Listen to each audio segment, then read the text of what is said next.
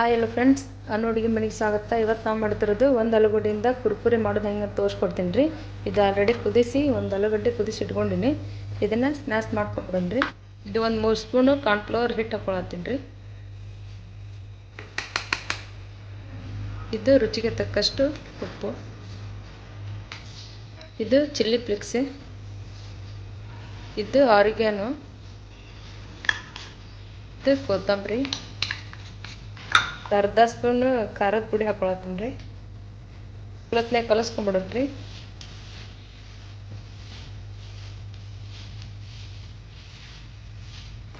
ನಾದ್ಕೊಂಡಿದ್ದಾಗೈತ್ರಿ. ಇದು ಒಂದು ಮಣಿ ತೊಗೊಂಡ್ಬಿಡೋಣ್ರಿ.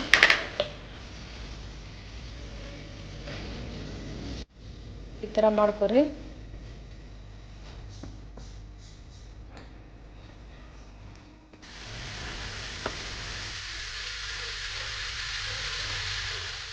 ಈ ರೆಸಿಪಿ ಇಷ್ಟ ಆದ್ರೆ ಲೈಕ್ ಮಾಡಿ, ಶೇರ್ ಮಾಡಿ, ಸಬ್ಸ್ಕ್ರೈಬ್ ಮಾಡಿ.